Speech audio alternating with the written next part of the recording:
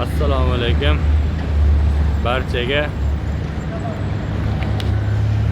Biz tarozi ishlarini yo'lga qo'ydik.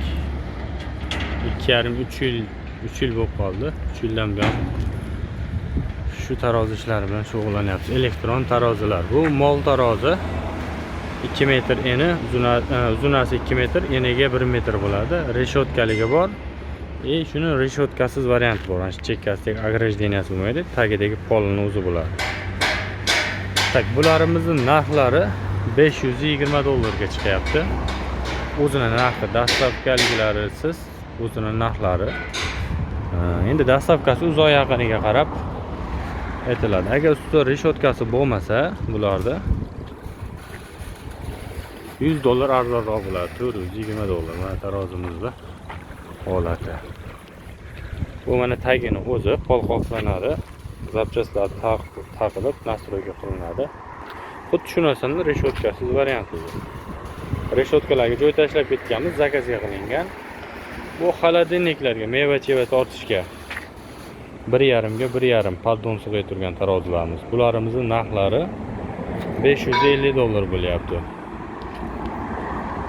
Bu mana list qo'yilmagan holatlari. Bu mana shu reshotkaligimizda terilyapti.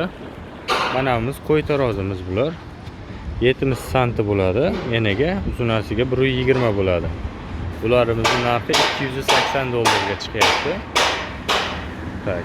Bu shundan kabellari bo'ladi. Uzunroq qilib qo'yib beramiz. Reshotkalari.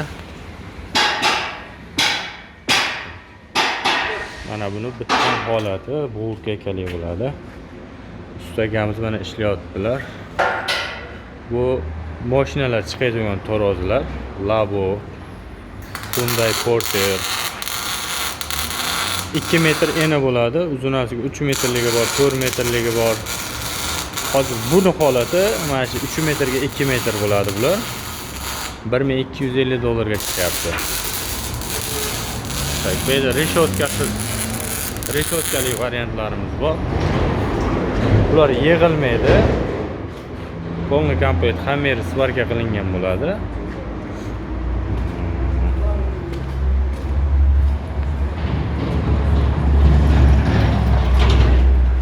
Bu reshotkaligimiz bilan ichkaridagi reshotkaligini farqi shundaki,